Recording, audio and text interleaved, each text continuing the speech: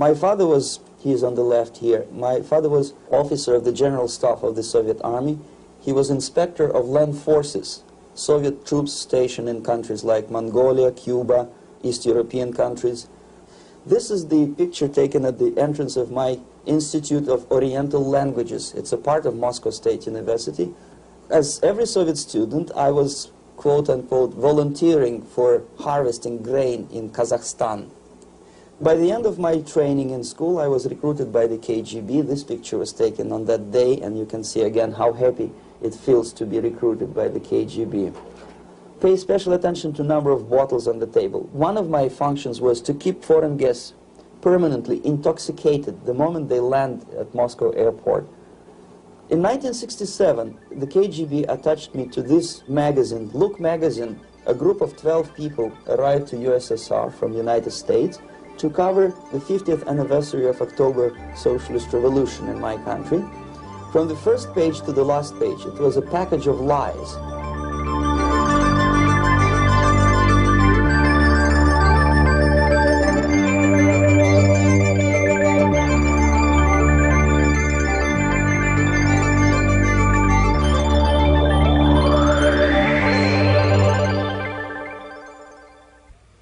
Our conversation is with Mr. Yuri Alexandrovich Bezmenov. Mr. Bezmenov was born in 1939 in a suburb of Moscow. He was the son of a high-ranking Soviet Army officer. He was educated in the elite schools inside the Soviet Union and became an expert in Indian culture and Indian languages. He had an outstanding career with Novosti, which was the, and still is, I should say, the press arm or the press agency of the Soviet Union. It turns out that this is also a front for the KGB. One of his interesting assignments was to brainwash foreign diplomats when they visited Moscow. And he'll tell us a little bit about how they did this and how they planted information which eventually wound up in the press of the free world. He escaped to the West in 1970 after becoming totally disgusted with the Soviet system, and he did this at great risk to his life. He certainly is one of the world's outstanding experts on the subject of Soviet propaganda and disinformation and active measures. Mr. Bezmenov, I'd like to begin by having you tell us a little bit about some of your childhood memories. Well, the most vivid memory of my childhood was Second World War, or to be more precise, the end of the Second World War, when all of a sudden United States, from a friendly nation, which helped us to defeat Nazism, turned overnight into a deadly enemy. And it was very shocking because all newspapers were trying to present an image of belligerent, aggressive American imperialism. Most of the things that we were taught is that United States is aggressive power, which is just about to invade our beautiful, free, socialist country, that American CIA is dropping Colorado beetles on our beautiful potato fields to eliminate our crops, and each schoolboy had a picture of Colorado bug on the back page of his notebook, and we were instructed to go into collective fields to search for those little Colorado bugs. Of course we couldn't find any, neither we could find many potatoes, and that was explained again by the encroachments of the decadent imperialist power. The anti-American paranoia, hysteria in the Soviet propaganda was to such of such a higher degree that many less skeptical people or less stubborn would really believe that the United States is just about to invade our beautiful motherland, and some secretly hope that it will come true. That's interesting. Yes. Well, getting back to life inside the Soviet Union or inside communist countries in general, in this country, at the university level primarily, we read and hear that the Soviet system is different from ours, but not that different, and that there is a convergence developing between all of the systems of the world, and that really it doesn't make an awful lot of difference what system you live under, because you have corruption and dishonesty and tyranny and all that sort of thing. From your personal experience, what is the difference between life under communism and life in the United States? Well, life is obviously very much different for simple reason that the Soviet Union is a state capitalist economically. It's a state capitalism where an individual has absolutely no rights, no value. His life is nothing. It's just like an insect. He is disposable. Whereby in the United States, even the worst criminal is treated as a human being. He has a fair trial, and some of them capitalize on their crimes. They publish their memoirs in their prisons and get handsomely paid by your crazy publishers. The differences, of course, in the daily life are very various, depending on whom we are talking about. In my own private life, I never suffered from communism simply because I was brought up in a family of high-ranking military officer. Most of the doors were open for me. Most of my expenses were paid by the government, and I never had any troubles with the authorities or with the police. So, in other words, I would say I enjoyed, or I had good reasons to enjoy, all the advantages of so-called socialist system. Mm-hmm. My main motivations to defect had nothing to do with affluence. It was mainly moral indignation, moral protest, rebellion against the inhuman methods of the Soviet system. Well, specifically, what did you object to? I objected, first of all, against oppression of my own dissidents and intellectuals. And that was the most disgusting thing that I witnessed as a young man, young student, who was brought up at a very troublesome period in our history, from Stalin to Khrushchev, from total tyranny and oppression to some kind of liberalization. Second, when I started working for the Soviet embassy in India, to my horror, I discovered that we are millions times more oppressive than any colonial or imperialist power in the history of mankind. That my country brings to India not freedom, progress, and friendship between the nations, but racism, exploitation, and slavery, and of course economical inefficiency to this country. Since I fell in love with India, I developed something which by KGB standards is extremely dangerous thing. It's called split loyalty, when an agent likes a country of assignment more than his own country. I literally fell in love with this beautiful country, a country of great contrasts, but also great humility, great tolerance, and philosophical and intellectual freedoms. My ancestors used to live in caves and eat raw meat when India was a highly civilized nation 6,000 years ago. So obviously the choice was not to the advantage of my own nation. I decided to defect and to entirely dissociate myself from that brutal regime. Mr. Bezmenov, we've read a lot about the concentration camps and the slave labor camps under the Stalin regime. Now the general impression in America is that those things are part of the past. Are they still going on today, or what is the status? Yes.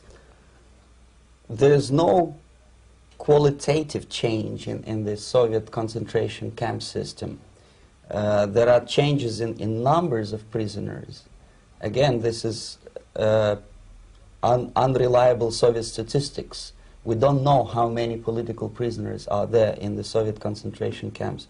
But we sure know from various sources that at each particular time there are close to 25 to 30 million of Soviet citizens who are virtually kept as slaves in forced labor camp system. The size of the population of a country like Canada is serving terms as prisoners. Incredible. So I would say that those intellectuals who try to convince American public that concentration camp system is a thing of a past are either conscientiously misleading public opinion, or they are not very intellectual people. They're selectively blind. They lack intellectual honesty when they say that. Well, we've spoken about the intellectuals in this country and also the intellectuals in the Soviet Union. What about down at the broad mass level? Do the people in general, the working people, the workers in general in the Soviet Union, do they support the system? Do they tolerate it? What is their attitude? Well, average Soviet citizen, if there is such an animal, of course, does not like the system because it hurts, it kills. He may not understand the reasons, he may not have enough information or educational background to understand. But I doubt very much there are many people who are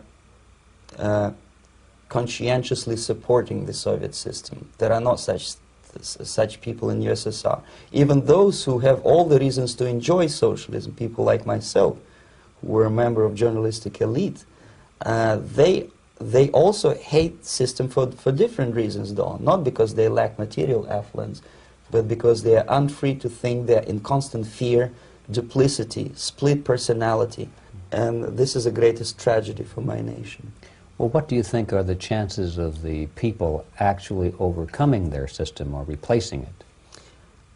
There is a great possibility that system will sooner or later be destroyed from within. There is a self-destructive mechanism built into any socialist or communist or fascist system, because there is lack of feedback, because the system does not rely upon loyalty of population.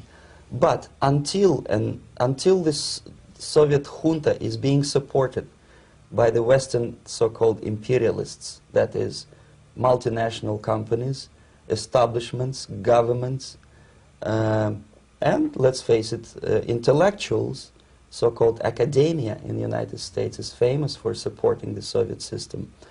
As long as the Soviet junta will keep on receiving credits, money, technology, grain deals, and political recognition from all these traitors of democracy or freedom, there is no hope, there is not much hope for changes in my country, and the system will not collapse by itself simply because it's being nourished by so-called American imperialism. This is the greatest paradox in history of mankind, when capitalist world supports and actively nourishes its own destroyer, destructor.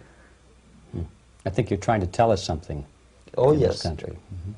I'm trying to tell you that it has to be stopped unless you want to end up in Gulag system and enjoy all the advantages of socialist equality, working for free, catching fleas on your body, sleeping on the planks of plywood in Alaska this time, I guess. Mm-hmm.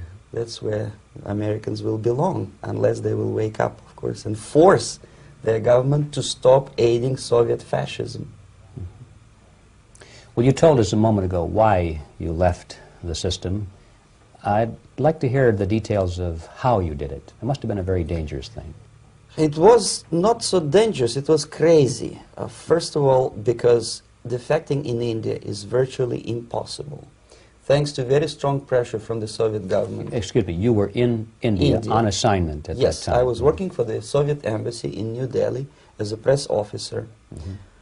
And defecting for a Soviet diplomat is next to impossible. It's a suicide, as I said, because a great friend Indira Gandhi pushed a law through parliament which says, and I quote, "No defector from any country has a right of political asylum in any embassy on the territory of Indian Republic," which is a masterpiece of hypocrisy. No other defector but the Soviet one needs a political asylum.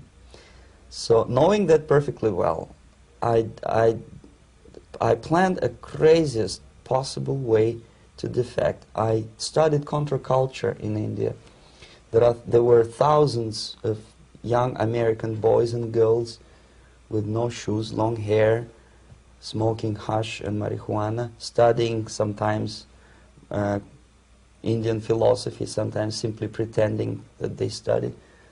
And they greatly annoyed Indian police, and they were laughing stock of Indians because obviously they were good-for-nothing students. I studied carefully where they congregate, what routes they travel, what language they speak, what do they smoke. And one day I simply joined a group of hippies to avoid detection of Indian police. I was dressed as a typical hippie with blue jeans, long kameez shirts, with all kind of nice decorations like beads, long hairs, I bought a wig because for several weeks I had to turn myself from a conservative Soviet diplomat into a very progressive American hippie. And that was the only way that I could avoid detection. It was very interesting experience, but it was necessary because from my own knowledge as a member of Soviet embassy staff, I knew that there were many cases when Soviet defectors were betrayed by Indian police, and also some Western embassies played a very dirty role in betraying the Soviet defectors. According to our information, they were some, I wouldn't call them double agents, but simply amoral people working for this for the United States embassy, and confining in people like this would be a suicide. So I had to be extremely careful. I could not trust anyone, and that was the reason for such a crazy way to defect. Well, had you been caught in the act of trying to get out, what would have happened to you? Oh, most likely I would end up in concentration camp, or depending on the situation and on the whim of some bureaucrat in KGB, maybe even executed. This is normal practice, quietly, of course, not publicly. But that would be the end of my defection, of course. Well, when did you finally make it to the United States? In 1970, after about 6 months of debriefing in Athens by the CIA, and I presume FBI too, they let me go first to Germany, then to Canada. That was my decision. I had to change my identity to protect my family and my friends in USSR. And also I was a little bit paranoid knowing that both Soviet KGB and probably some double agents within the American system may be after me.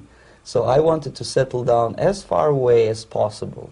I requested CIA to give me some kind of new identity and just let me go on my own. And I settled in Canada. I was a student.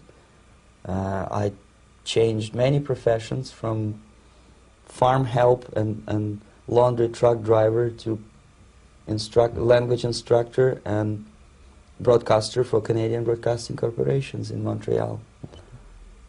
Well, have you had any threats on your life or any yes. unpleasant In about 5 years, KGB eventually discovered that I am working for Canadian Broadcasting. I made a very big mistake. I started working for overseas service of CBC, which is similar to Voice of America, in Russian language. And of course, monitoring service in USSR picked up every new voice. Every new announcer, they would make it a point to discover who he is. And in 5 years, sure enough, slowly but surely, they discovered that I am not Thomas Schumann, that I am Yuri Alexandrovich Bezmenov, and that I am working for Canadian Broadcasting, and undermining beautiful détente between Canada and USSR. And the Soviet ambassador Alexander Yakovlev made it his personal effort to discredit me. He complained to Pierre Trudeau, who is known to be a little bit soft on socialism. And the management of CBC behaved in a very strange, cowardly way, unbecoming to representatives of an independent country like Canada. They listened to every suggestion that Soviet ambassador gave, and they started shameful investigation, analyzing content of my broadcasts to USSR. And sure enough, they discovered that some of my statements were probably would be offending to the Soviet Politburo. So I had to leave my job. And of course, subtle intimidations. They would say something like, please cross the street carefully because, you know, traffic is very heavy in Quebec.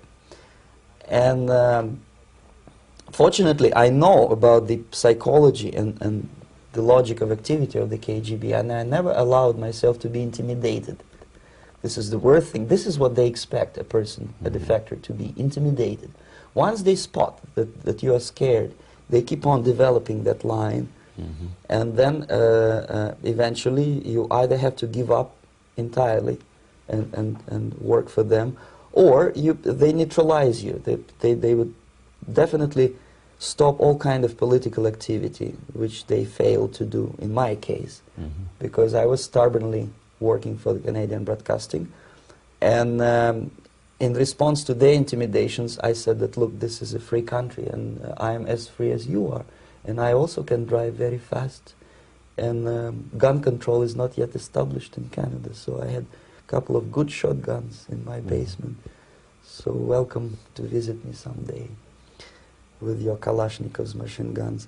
So obviously it didn't work. Intimidation didn't work. So they tried different approach, as I described. They approached on the highest level, on the level of Canadian bureaucracy. And at that level they were successful. On that level they were successful. On individual level they failed flat. Mr. Bezmenov has brought a series of slides with him that he has taken from the Soviet Union, and I think this is a good time to take a look at the slides. Yes. Now, the viewers will be able to see these slides as we talk about them. Yes, this is a collection of slides which are, some of them are snapshots from my family album, some of them are documents which I smuggled from the Soviet embassy, and some are reproductions from local mass media. I usually show them to establish my credibility as a defector. This is a picture of my native town, Mytishi, about 20 miles north from Moscow. Characteristically, there's a statue of Comrade Lenin in the central square. This is myself at the age of 7, again, characteristically, under the statue of Comrade Stalin, extending his friendly hand to peoples of the world. At that age, of course, I was still idealistically minded young communist, and I still believe that sooner or later things will go for better.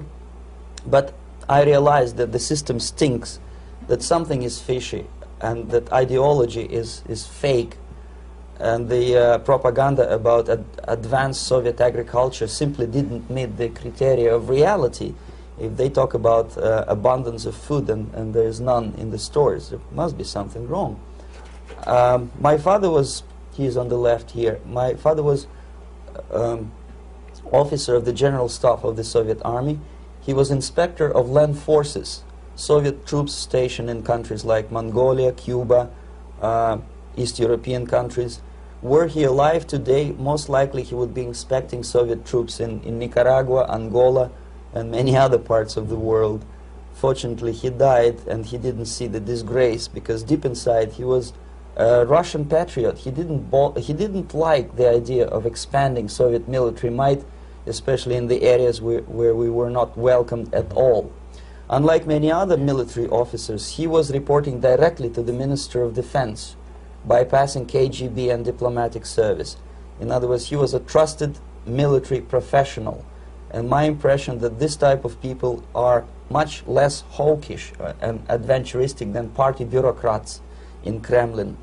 When American mass media describes Soviet military as potentially dangerous counterpart for Pentagon, I simply laugh, because I know better. I know that the most dangerous part of the Soviet power structures are not military at all.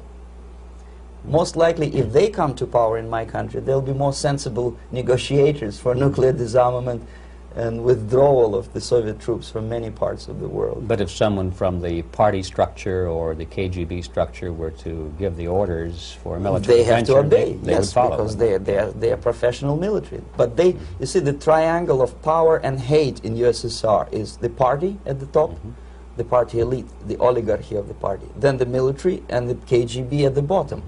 They hate each other, and the most hated triangle, the most hated corner of the triangle is the Communist Party bureaucrats.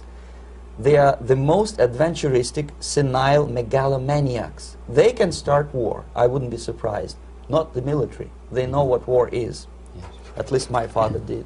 This is the picture taken at the entrance of my Institute of Oriental Languages. It's a part of Moscow State University. I graduated in 1963. And now, excuse me, which one were you on? I am on the right. You're on the right. And on the left is my my schoolmate Vadim Smirnov, who later was a apparatchik in the Central Committee of the Soviet Union Communist Party. What is an apparatchik? It's a functionary, something like civil service in British Empire. Someone who is never fired from the service. He stays there internally. He may not be promoted too high, but he's a dependable bureaucrat who will stay forever. I studied not only languages, but also history, literature, even music. I'm on this picture, I'm trying to learn how to play Indian musical instrument. I even tried to look like an Indian when I was second-year student. Not bad, really. Yes, actually it was strongly encouraged by the instructors in my school, because the graduates of my school were later on employed as diplomats, foreign journalists, or spies. As every Soviet student, I was quote-unquote volunteering for harvesting grain in Kazakhstan. This is the biggest agricultural blunder of the Soviet government. But I didn't have much choice, of course, because the communist motto borrowed from the Bible says, "Those who do not work shall not eat." And you can see me eating, therefore I was working, and you can see how happy I was about it. I went through a very extensive physical and military training, including the military games in areas, suburban areas of Moscow. And here, for example, we are on a tour in Arkhangelsk area. And by the end of my training in school, I was recruited by the KGB. This picture was taken on that day, and you can see again how happy it feels to be recruited by the KGB. Our conversation with Yuri Alexandrovich Bezmenov, who is a defector from the Soviet Union, a former propaganda agent for Novosti and the KGB, will continue after this message.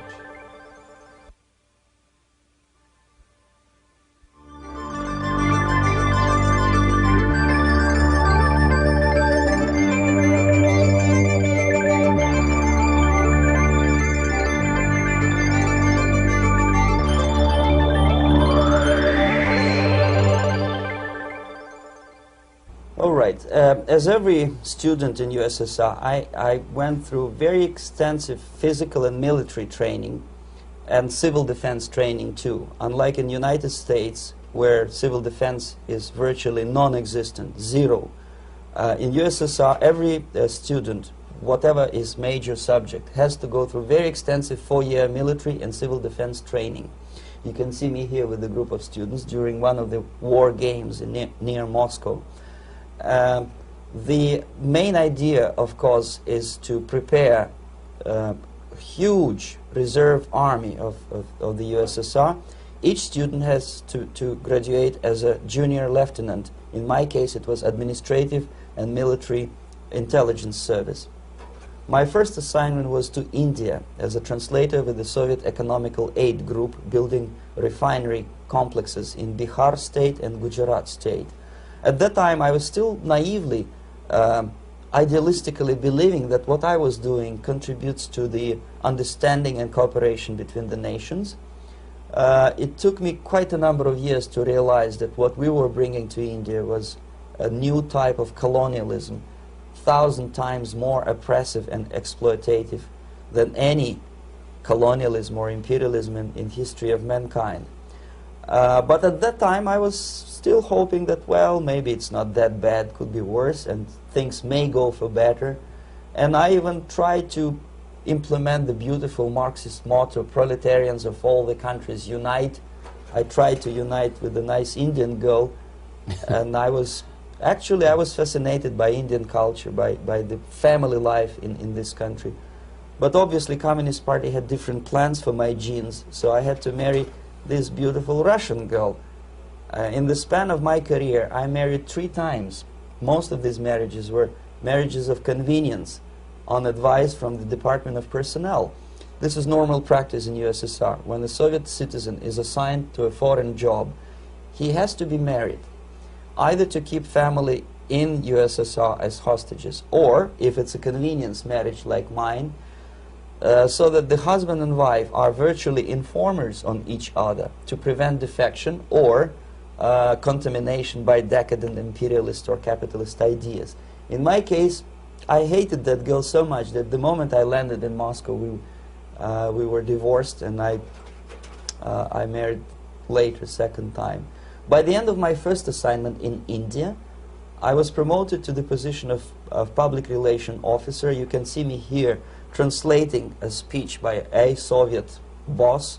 And you're on the right. I'm on the right here, yes. And it was, the occasion was commissioning of the refinery complex in Bihar, Barauni.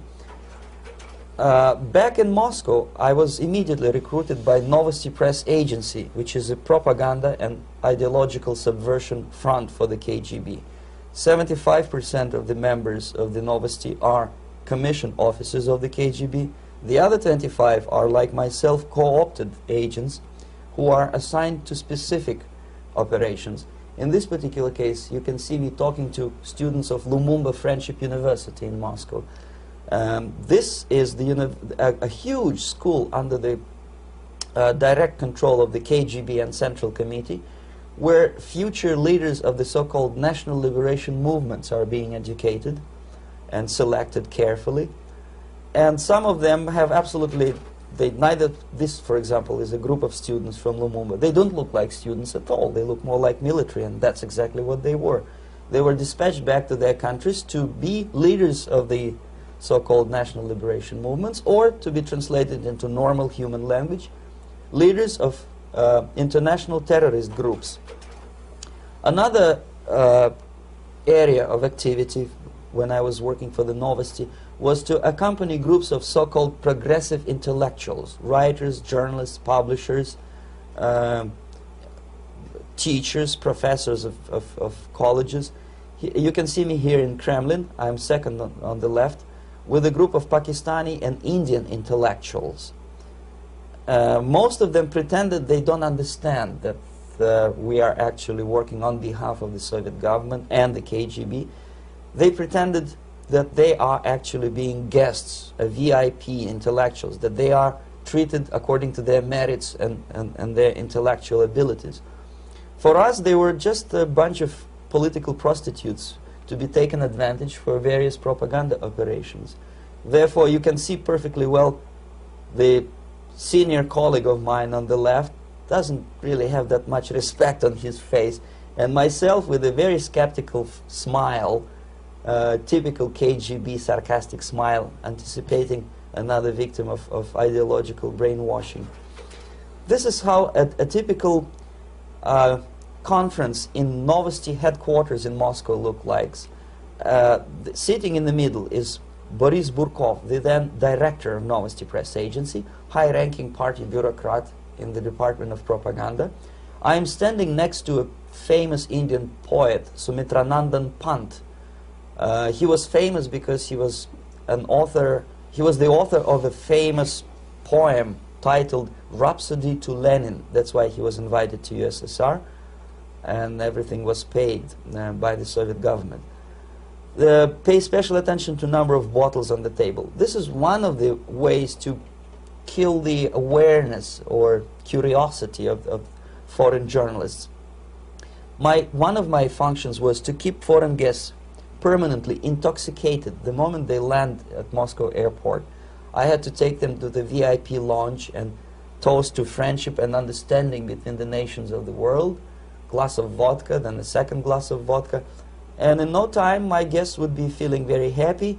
They would see everything in kind of pink, nice color. And that's the way I had to keep them permanently for the next 15 or 20 days. At a certain point in time, I had to withdraw alcohol from them so that some of them, who are the most recruitable, would feel a little bit shaky, guilty, trying to remember what they were talking last night. That's the time to approach them with all kind of nonsense, such as joint communique or statement for Soviet propaganda. That's the time they are the most flexible. And of course, what they didn't understand, they didn't realize or pretended not to realize, that myself, who was drinking together with them, was not drinking at all. I had ways to get rid of alcohol through various techniques, including special pills which were given to me by my colleagues. But they were taking it seriously. In other words, they would consume quite large volumes of alcohol and feel quite uneasy next morning. In 1967, the KGB attached me to this magazine, Look magazine. A group of 12 people arrived to USSR from United States to cover the 50th anniversary of October Socialist Revolution in my country. From the first page to the last page, it was a package of lies, propaganda cliché, which were presented to American readers as opinions and deductions of American journalists. Nothing could be far from truth. These were not opinions. They were not opinions at all. They were the clichés which the Soviet propaganda wants American public to think that they think. If it does make any sense at all.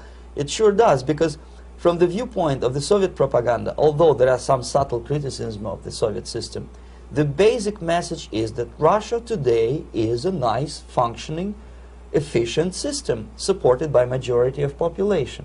That's the biggest lie. And of course, American intellectuals and journalists from Look magazine elaborated on that untruth in various different ways. They intellectualized that lie. They found all kinds of justifications for telling lies to American public. Excuse me, it was partly your job to make sure that they got these ideas, yes, and accepted them as their own ideas. Right. Actually, even before they arrived to USSR, and they paid astronomical sum of money for that visit, they were submitted, this Novosti Press Agency developed so-called backgrounders, 20-25 pages of information and opinions which were presented to the journalists even before they bought their tickets to Moscow. They had to analyze the situation, and judging on their reaction to that backgrounder, the local Novosti representative or local Soviet diplomat in Washington, D.C. would assess whether they be given visa to USSR or not. So but they were selected ahead of time. Oh yes, they were pre-selected very carefully, and there is not much chance for honest journalists to arrive to USSR and to stay there for 1 year and to bring this package of lies back home. This, for example, is a centerfold of the Look magazine. They presented this monument erected by Communist Party in Stalingrad as the symbol, personification of Russian military might. And they said in the article, which is published on the site, that Soviets are very proud of the victory in the Second World War. This is another big myth, a lie. No sensible people would be proud to lose 20 millions of their countrymen in a war which was started by Genoese Hitler and Comrade Stalin and paid by American multinationals. Most of the Soviet citizens look at this type of monuments with disgust and sorrow, because every family lost father, brother, sister, or child in the Second World War. Yet American journalists who were trying to appease, to please their hosts, presented this picture on the centerfold as the symbol and personification of Soviet national, they call it Russian national spirit. And it was greatest misconception and a very tragic misunderstanding. Of course, Look magazine was not distributed in USSR. The main audience was in United States. But I presume that many Americans, millions of Americans who were reading Look magazine at that time, had absolutely wrong idea about the sentiments of my nation, about what the Soviets are proud of and what they hate. This is a group, you see the same lady with the sword in Stalingrad. This is the group of journalists. Myself is in the center with the same devilish smile. And Mr. Philip Harrington is on the extreme left there with his camera. This is the gentleman which was so deaf or so uninterested in what I had to say to him. This is the same picture, a blow-up of the same picture.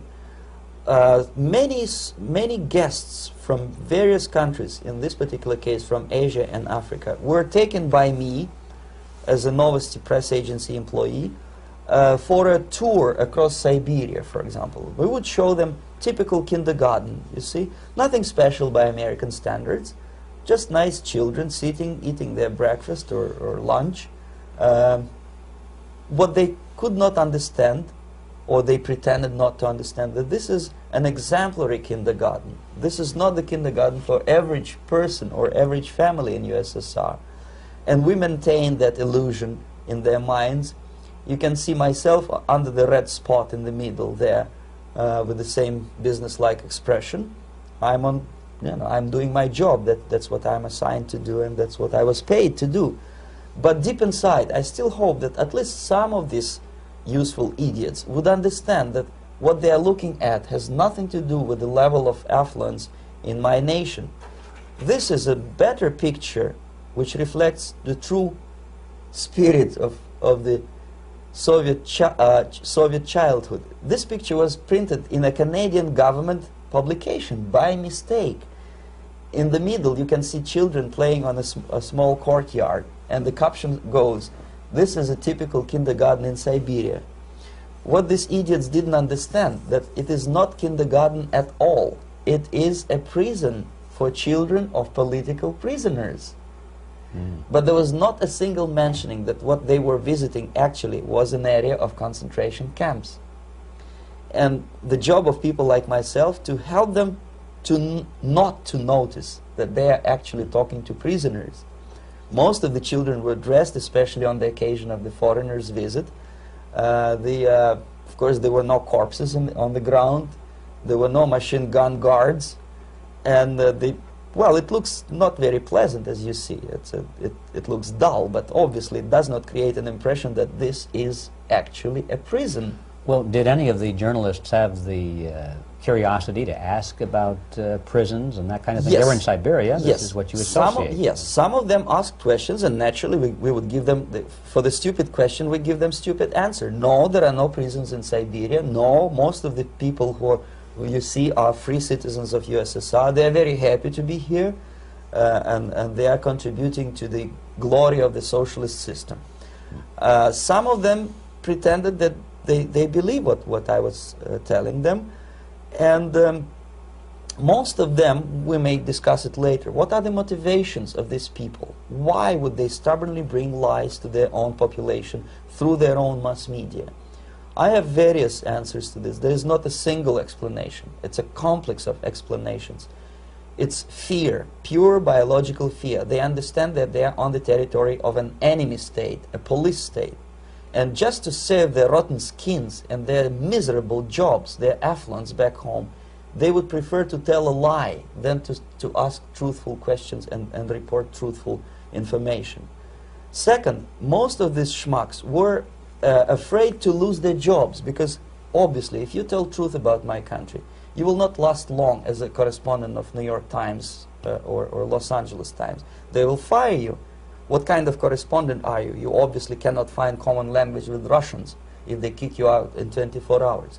So just by trying to be conformist to their own editorial bosses, they tried not to offend the sentiments of the Soviet administrators and people like myself. Deep inside, I hope they would insult my or offend my sentiments. Obviously, they preferred not to.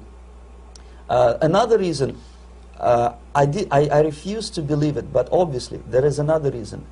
Obviously, it's a greed. These people earn a lot of money. When they come back to USA, they claim that they are experts on my country. They write books which sells in million copies, titled like Russians, The Truth About Russia. Most of it is lie about Russia. Yet they claim to be Sovietologists. They play back myth about my country, the propaganda cliches. Yet they stubbornly resist the word of truth. If a person like Solzhenitsyn is either defecting or kicked out of USSR, they try all their best to discredit him and to discourage him. I don't have much chance to appear on national network with a true story about my country. But a useful idiot like Hendrik Smith or Robert Kaiser, they are big heroes. They come back from USSR. They say, oh, we were talking to dissidents in Russia. Big deal. Soviet dissidents are chasing American correspondents in the streets, and they are cowardly escaping from these contacts. For some strange reason, if you want to know more about Spain, you refer to Spanish writers. If you want to learn more about French, you read French writers. Even about Antarctica, I bet you would read Penguins. Only about the Soviet Union, for some strange reason, you read Hendricks and Schmendricks and all kind of Kissingers, because they claim that they know more about my country. They know nothing, or next to nothing, or they pretend that they know more than they actually do. I would say they are dishonest people who lack integrity and common sense and intellectual honesty. They bring back all kind of stories like that. A kindergarten in Siberia. Omitting the most important fact, it's a prison for children of political prisoners. Another greatest example of monumental idiocy of American politicians. Edward Kennedy was in Moscow, and he thought that he is a popular, charismatic American politician who is easygoing, who can smile, dance at the wedding in Russian Palace of Marriages. What he did not understand, or maybe he pretended not to understand, that actually he was being taken for a ride. This is a staged wedding, especially to impress foreign media, or useful idiots like Ed Kennedy. Most of the guests there, they had security clearance, and they were instructed what to say to foreigners. This is exactly what I was doing. You can see me in the same damn wedding palace in Moscow where Ed Kennedy was dancing here. You see, smiling. He thinks he's very smart. From the viewpoint of Russian citizens who observe this idiocy, he's narrow-minded, egocentrical idiot who tries to earn his own popularity through participation in propaganda farces like this. Here you can see myself. On the right, again, exemplary Soviet bride. On the left, 3 journalists from various countries, Asia, Africa, and Latin America.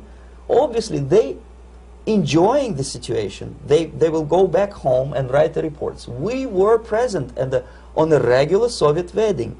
They were not present on a regular Soviet wedding. They were present, they were parts of a farce, of a circus performance. Another thing which I had to, sometimes risking my life, to explain to foreigners. Time magazine, for example, is very critical of South African racist regime. The whole article was dedicated to the shameful internal passport system where blacks are not allowing to live with whites. For some strange reason, for the last 14 years since my defection, nobody wanted to pay attention to my passport. This is my passport. It also shows my nationality, and it has a police rubber stamp, which is called propiska in Russian language, which assigns me to a certain area of residence. I cannot leave that area, same way as this black man cannot leave the area in South Africa. Yet we call South African government racist regime.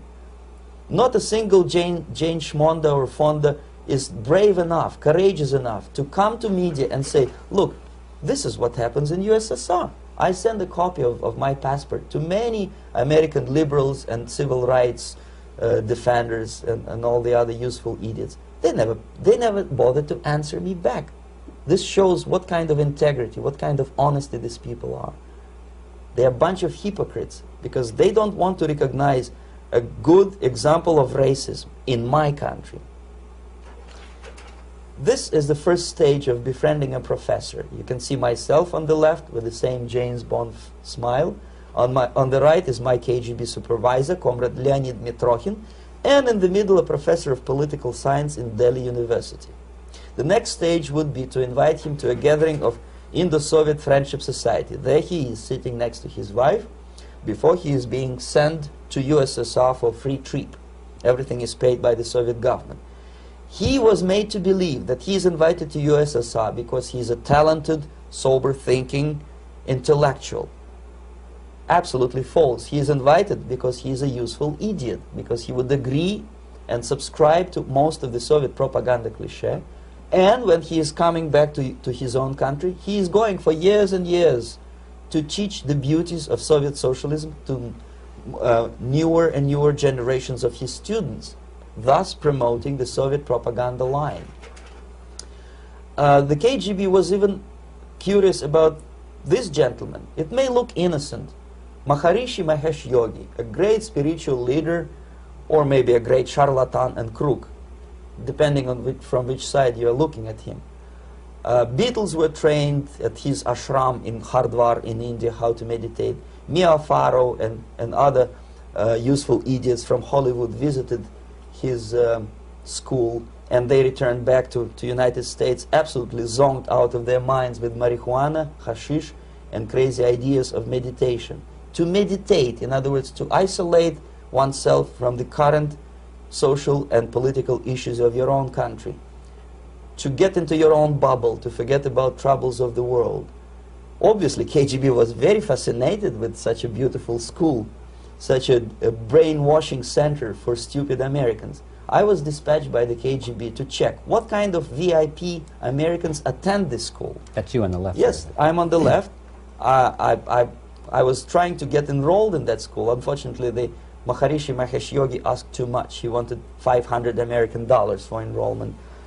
But my function was not actually to get enrolled in the school. My function was to discover what kind of people from United States attend this school. And we discovered that, yes, there are some influential members of family, public opinion makers of United States, who come back with the crazy stories about Indian philosophy. Indians themselves look upon them as idiots, useful idiots. To say nothing about KGB, who looked at them as extremely naive, misguided people. Obviously, a VIP, say a wife of a congressman, or a prominent Hollywood personality, after being trained in that school, is much more instrumental in the hands of manipulators of public opinion and KGB than a normal person who understands, who looks through this type of fake religious training. Why would they be more susceptible to manipulation? I just mentioned that because, you see, a person who is too much involved in introspective meditation. You see, if you carefully look what Maharishi Mahesh Yogi is teaching to Americans, is that most of the problems, most of the burning issues of today can be solved simply by meditating. Don't rock the boat. Don't get involved. Just sit down, look at your navel, and meditate. And the things, due to some strange logic, due to cosmic vibration, will settle down by themselves. This is exactly what the KGB and Marxist-Leninist propaganda wants from Americans, to distract their opinion, attention, and mental energy from real issues of the United States into a non-issues, into a non-world, non-existent harmony. Obviously, it's more beneficial for the Soviet aggressors to have a bunch of duped Americans than Americans who are self-conscious, healthy, physically fit, and alert to the reality. Maharishi Mahesh Yogi obviously is not on the payroll of the KGB. But whether he knows it or not, he contributes greatly to demoralization of American society. And he's not the only one.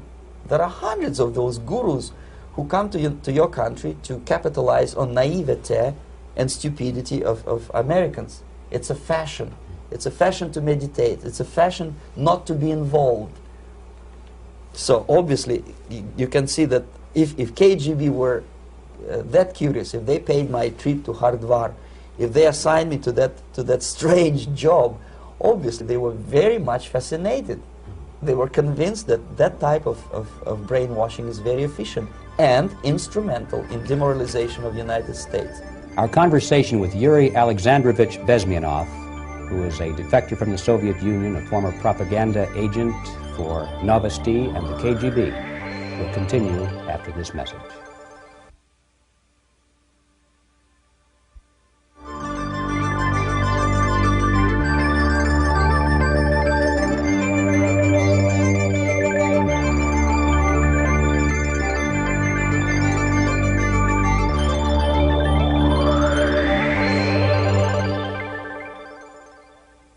This picture shows the part of the building of USSR embassy, and my supervisors. On the left is Comrade Mehdi, an Indian communist, and on the right, Comrade Mitrokhin, my supervisors in the secret department of research and counter-propaganda.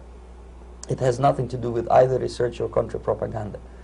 Most of the activity of that department was to compile huge volume of information on individuals who were instrumental in creating public opinion. Publishers, editors, journalists, actors, educationalists, professors of political science, members of parliament, representatives of business circles. Most of these people were divided roughly into groups. Those who would toe the Soviet foreign policy, they would be promoted to the positions of power through media and public opinion manipulation. Those who refused the Soviet influence in their own country would be character assassinated or executed physically come revolution. Same way as in the small town of Hue in South Vietnam, several thousands of Vietnamese were executed in one night when the city was captured by Viet Cong for only 2 days. And American CIA could never figure out how could possibly communists know each individual, where he lives, where to get him, and would be arrested in one night, basically in some 4 hours before dawn, put on a van, taken out of the city limits and shot. The answer is very simple. Long before communists occupied the city, there was extensive network of informers, local Vietnamese citizens, who knew absolutely everything about people who are instrumental in public opinion, including barbers and taxi drivers. Everyone who was sympathetic to the United States was executed. Same thing was done under the guidance of the Soviet embassy in Hanoi, and same thing I was doing in New Delhi. To my horror, I discovered that in the files where people were doomed to execution, there were names of pro-Soviet journalists with whom I was personally friendly. Pro-Soviet? Yes. They were idealistically minded leftists who made several visits to USSR, and yet the KGB decided that come revolution or drastic changes in political structure of India, they will have to go. Why is that? Because they know too much. Simply because, you see, the useful idiots, the leftists who are idealistically believing in the beauty of Soviet socialist or communist or whatever system, when they get disillusioned, they become the worst enemies. That's why my KGB instructors specifically made a point, never bother with leftists. Forget about these political prostitutes. Aim higher. This was my instruction. Try to get into large circulation, established conservative media. Reach, filthy rich movie makers, intellectuals, so-called academic circles. Cynical, egocentric people who can look into your eyes with angelic expression and tell you a lie. These are the most recruitable people, people who lack moral principles, who are either too greedy or too suffer from self-importance.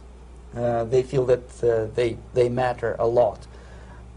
These are the people who KGB wanted very much to recruit. But to eliminate the others, to execute the others, don't they serve some purpose? Wouldn't they be the ones they rely on? They serve purpose only at the stage of destabilization of a nation. For example, your leftists in United States, all these professors and all these beautiful civil rights defenders, they are instrumental in the process of the subversion only to destabilize the nation. When their job is completed, they are not needed anymore. They know too much. Some of them, when they get disillusioned, when they see that Marxist-Leninists come to power, obviously they get offended. They think that they will come to power. That will never happen, of course. They will be lined up against the wall and shot.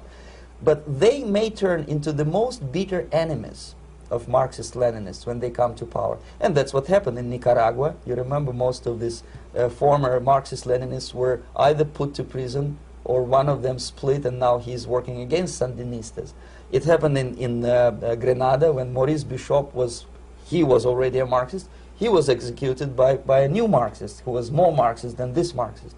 Same happened in Afghanistan when first there was Taraki, he was killed by Amin, then Amin was killed by Babrak Karmal with the help of KGB.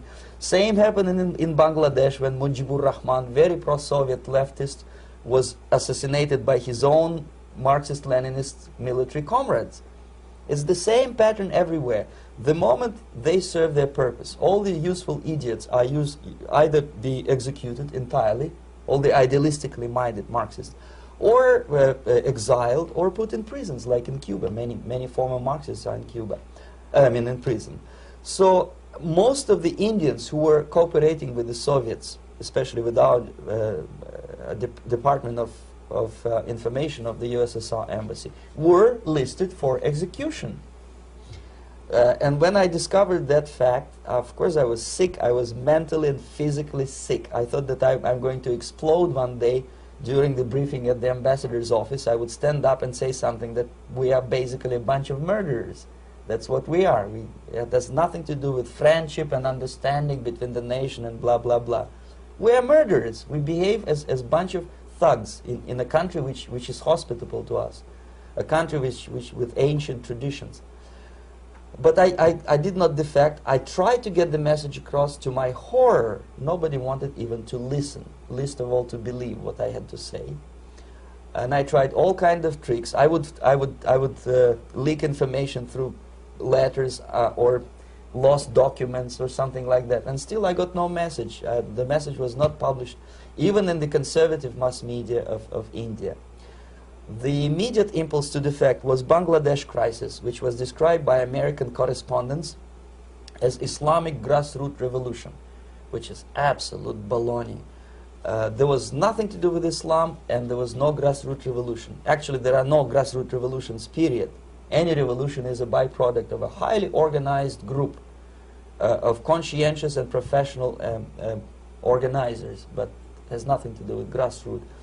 In Bangladesh, it was nothing with grassroots. Most of the Awami League party members, Awami League means People's Party, were trained in Moscow in the High Party School.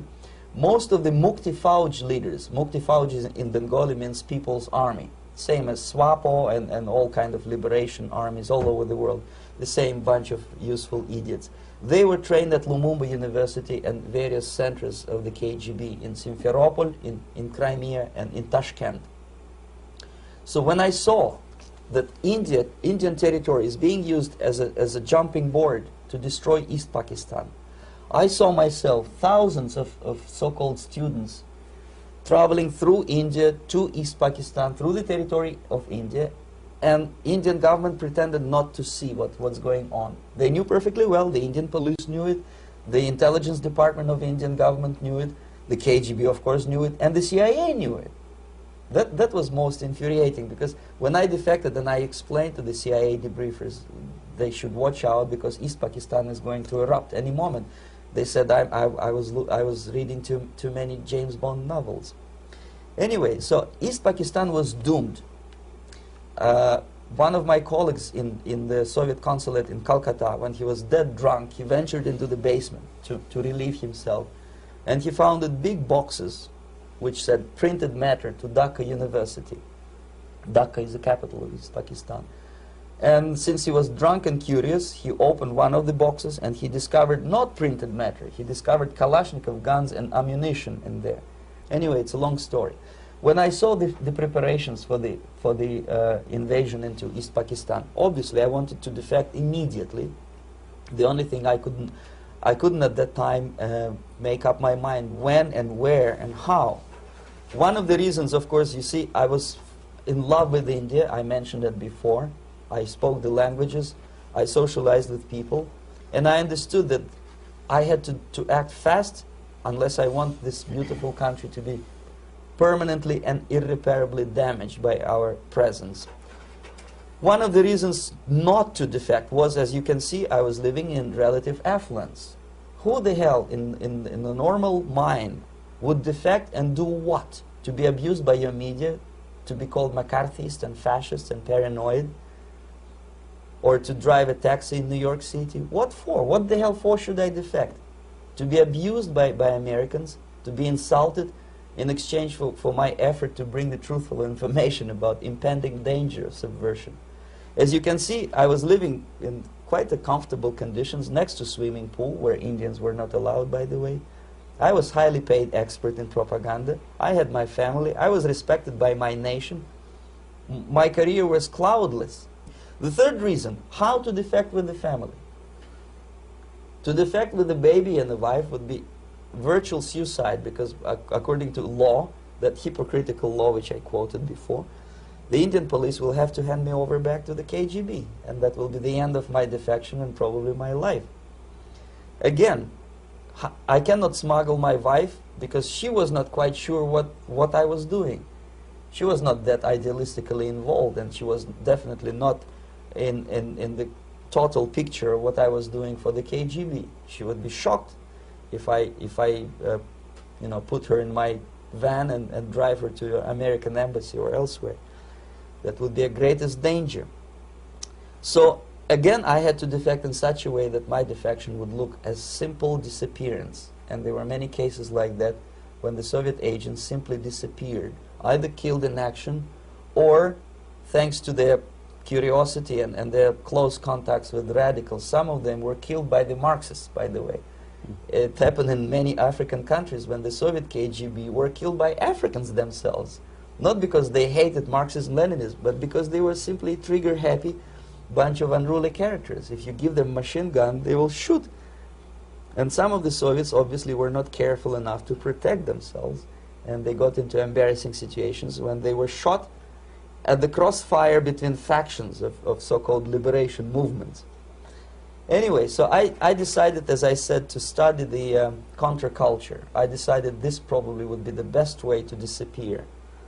I socialized with characters like this. On the left, you see, he's a barefoot American hippie. It took me quite a long time to study exactly what they were doing and how to mix with them. But eventually I did it. Most of Indian newspapers carried my picture and promise of 2,000 rupees for information about my whereabouts. But they were looking for the wrong person, because they obviously tried to stop a young Soviet diplomat in white shirt and tie, and this is how I looked at the time of defection. Nobody could possibly think that a Soviet diplomat would be as crazy as to join a bunch of hippies. That's you. Yes, travel India and smoke hash. So I made it literally almost like a Hollywood-style detective story. From under the nose of the KGB in Bombay airport, I landed the plane and I flew to Greece, where I was debriefed by the CIA. That's basically that's all for my slides. We can turn off the projector, then. That's very interesting. Well, you spoke several times before about ideological subversion. That is a phrase that I'm afraid some Americans don't fully understand. When the Soviets use the phrase ideological subversion, what do they mean by it? Ideological subversion is the process which is legitimate, overt, and open. You can see it with your own eyes. All you have to do, all American mass media has to do, is to unplug their bananas from their ears, open up their eyes, and they can see it. There is no mystery. There is nothing to do with espionage. I know that espionage intelligence gathering looks more romantic. It sells more deodorants through the advertising, probably. That's why your Hollywood producers are so crazy about James Bond type of thrillers. But in reality, the main emphasis of the KGB is not in the area of intelligence at all. According to my opinion, and opinion of many defectors of my caliber, only about 15% of time, money, and manpower is spent on espionage as such. The other 85% is a slow process which we call either ideological subversion or active measures, активные мероприятия in the language of the KGB, or psychological warfare. What it basically means is to change the perception of reality of every American to such an extent that despite of the abundance of information, no one is able to come to sensible conclusions in the interests of defending themselves, their families, their community, and their country. It's a great brainwashing process which goes very slow, and it's divided in 4 basic stages. The first one being demoralization. It takes from 15 to 20 years to demoralize a nation. Why that many years?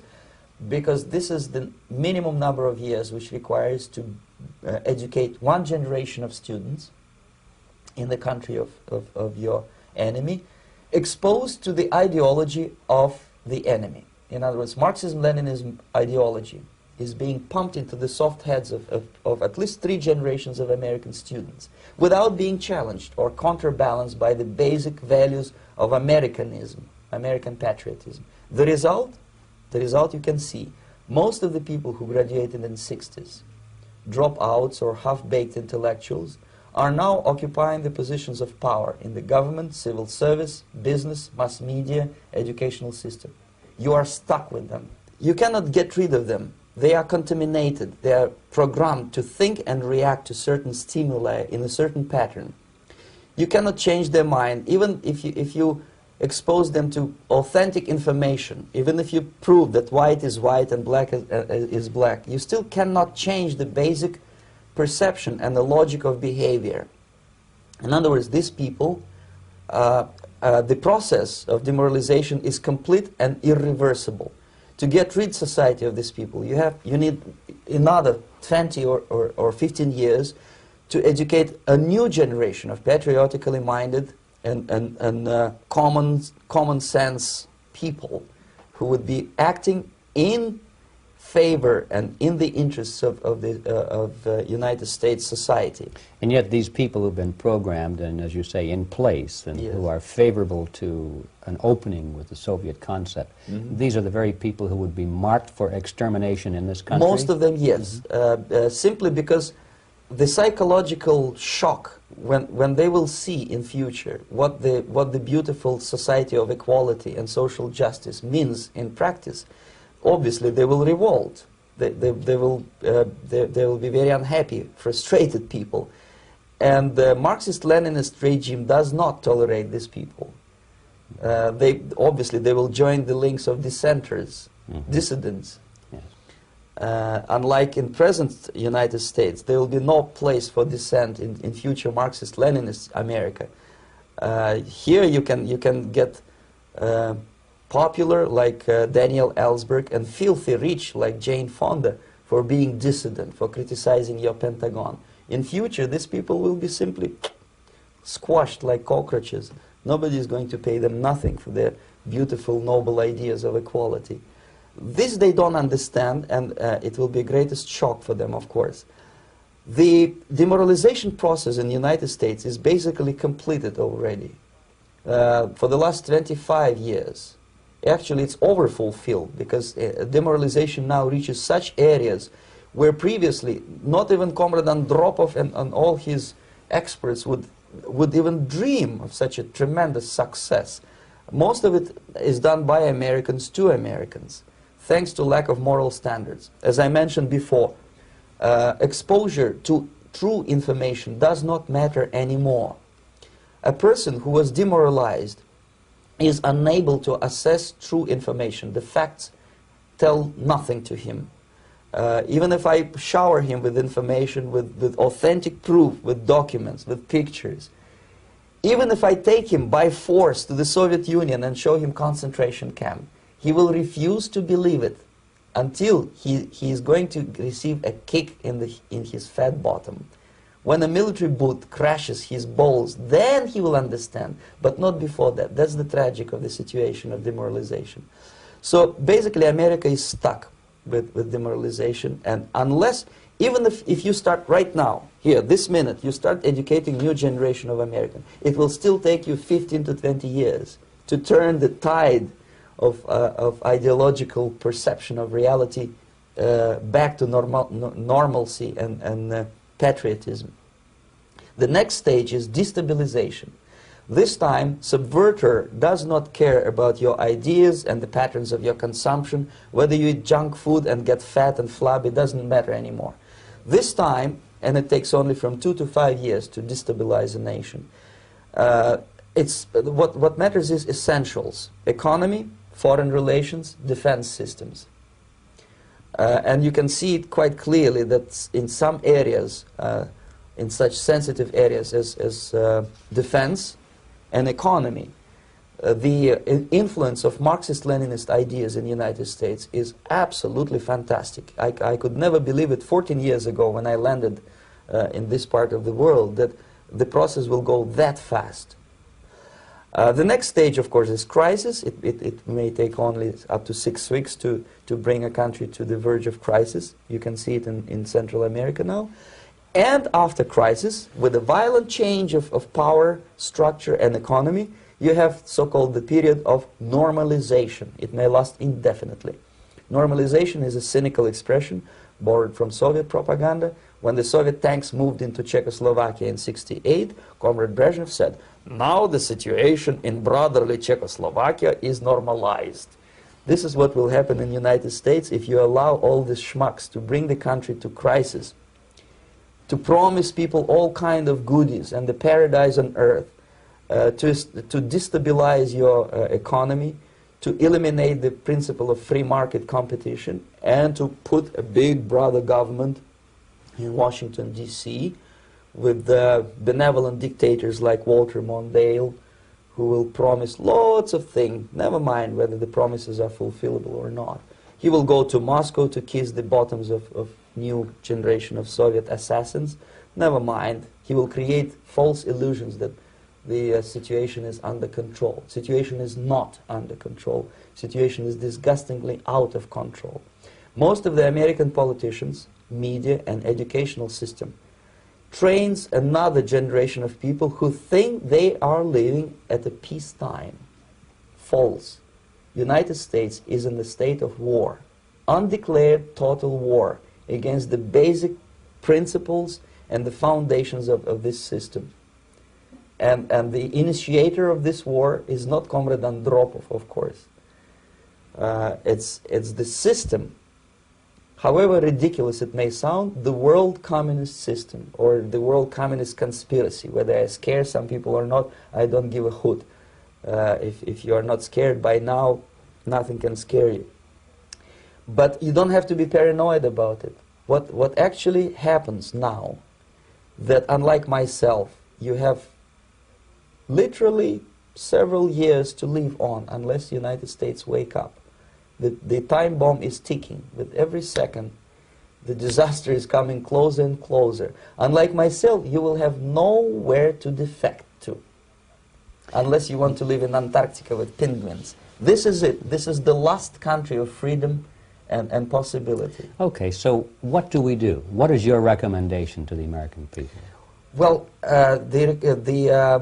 the immediate thing that comes to my mind is, of course, there must be a very strong national effort to educate people in the spirit of real patriotism, number one. Number two, to explain them the real danger of socialist, communist, whatever, welfare state, big brother government. If people will fail to grasp the impending danger of that development, nothing ever can help United States. You may kiss goodbye to your freedom, including freedoms to homosexuals, to prison inmate. All this freedom will vanish, evaporate in 5 seconds, including your precious lives. The second thing, the moment at least part of United States population is convinced that the danger is real, they have to force their government. And I'm not talking about sending letters, signing petitions, and all this beautiful, noble activity. I'm talking about forcing United States government to stop aiding communism. Because there is no other problem more burning and urgent than to stop the Soviet military-industrial complex from destroying whatever is left of the free world. And it is very easy to do. No credits, no technology, no money, no political or diplomatic recognition, and of course no such idiocy as grain deals to USSR. The Soviet people, 270 millions of Soviets, will be eternally thankful to you if you stop aiding a bunch of murderers who sit now in Kremlin and whom President Reagan respectfully calls government. They do not govern anything, least of all such complexity as the Soviet economy. So basic, two very simple, maybe too simplistic answers or solutions, but nevertheless they are the only solutions. Educate yourself, understand what's going on around you. You are not living at the time of peace. You are in a state of war, and you have precious little time to save yourself. You don't have much time, especially if you are talking about young generation. There's not much time left for convulsions and sexual masturbation to the beautiful disco music. Very soon it will go, just overnight. If we are talking about capitalists or wealthy businessmen, I think they are selling the rope on which they will hang very soon. If they don't stop, if they cannot curb their unsettled desire for profit, and if they keep on trading with the monster of the Soviet communism, they are going to hang very soon. And they will pray to be killed, but unfortunately they will be sent to Alaska probably to manage industry of slaves. It's simplistic. I know it sounds unpleasant. I know Americans don't like to listen to things which are unpleasant. But I have defected not to tell you the stories about such idiocy as microfilm, James Bond type espionage. This is garbage. You don't need any espionage anymore. I have come to talk about survival. It's a question of survival of this system. You may ask me, what is it in for me? Survival, obviously, because unlike, as I said, I am now in your boat. If we sing together, we'll sing beautifully together. There is no other place on this planet to defect to.